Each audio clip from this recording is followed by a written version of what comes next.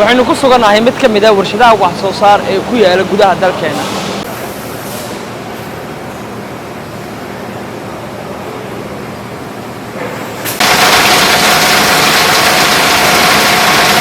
warshadan waxaa lagu magacaabaa Somali Plastic waxayna ka mid tahay warshadaha ugu weyn ee ku yaala gudaha dalkeena waxayna si gaar ah soo saartaa alaabta noocyada laga sameeyo caaga.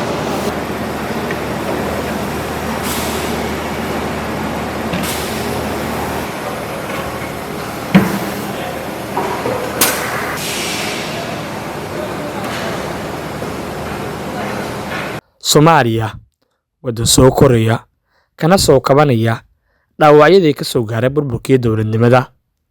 Dadkeenu kuma baraarugsana lahaanshaha in waddanku uu leeyahay warshado nooca wax soo saara una dhoofiyo gudaha dalka iyo dibaddiisa.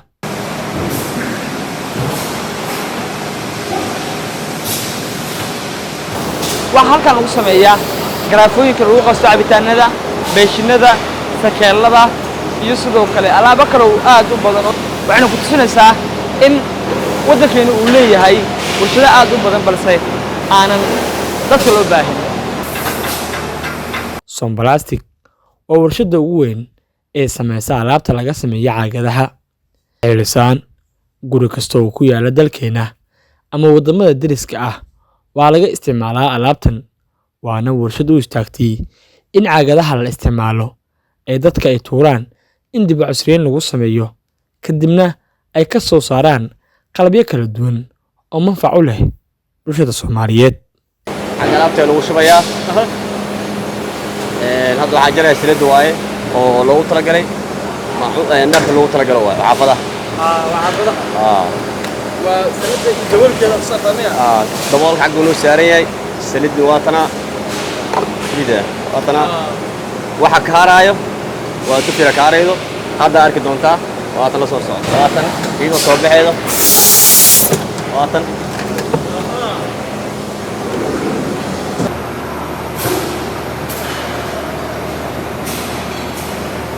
waxaanay aasaasay ganacsatada Soomaaliyeed markay isku dageen ay arkeen in waddanka uu u baahan yahay warshado si loo horumariyo dakhliga waddanka hal abuurni oo u noqoto dhalinyarada Soomaaliyeed.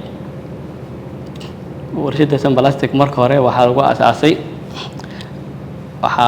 alaab plastic ah qeybaha maacuunta ah ayaa lagu bilaabay qaybtaasi oo markaasi oo baahi weyn aad ugu jirtay.